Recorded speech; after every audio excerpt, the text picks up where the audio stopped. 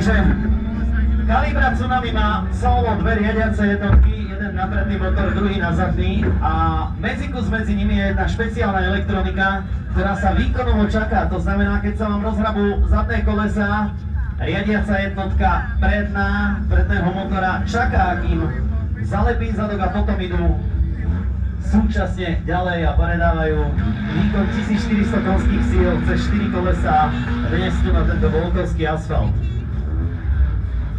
Auto vyslovene postavené v Poľsku a ak som sa s mechanikmi bavil vo Svidníku, tak vyslovene v jednoduchej garáži po našom ževre na kolene. Ale každopádne auto, ktoré bude dneska aj celkové poradie v superfinále, to znamená 8 najrýchlejších aut dnešného dňa.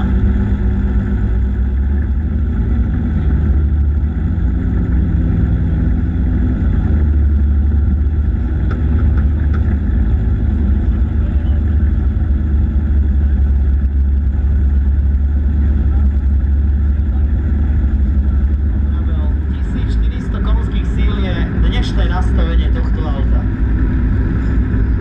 A dnes ho sedla Konrád Zakrzewski.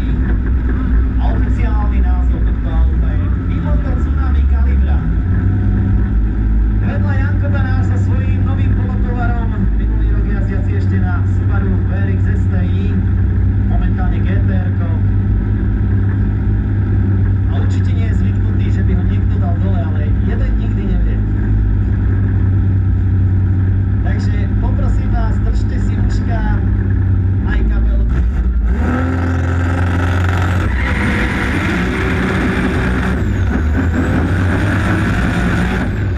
Aj kabelky.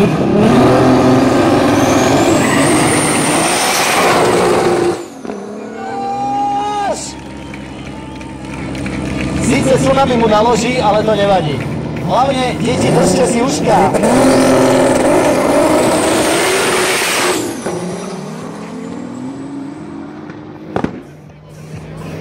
Podotýkam, že Tsunami jazdí brutálnou rýchlosťou a má zrýchlenie a teraz sa držte.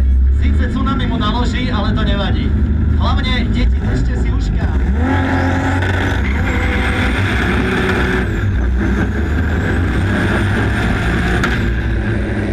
Takže Vaňov Gábor alias Falkuma.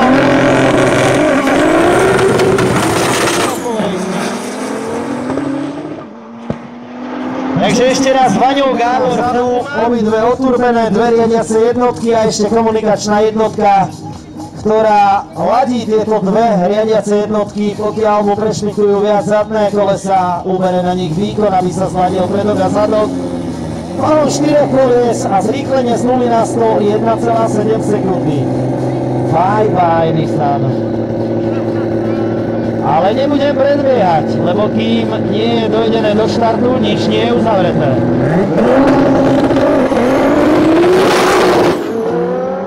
Chill stojí to Albert.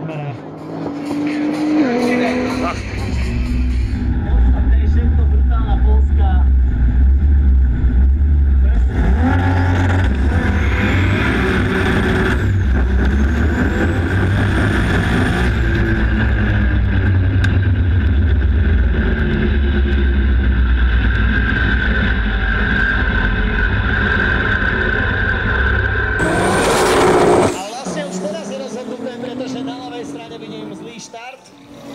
Padáčik je vonku a je rozhodnuté, Tsunami vyhralo absolútne prvé miesto.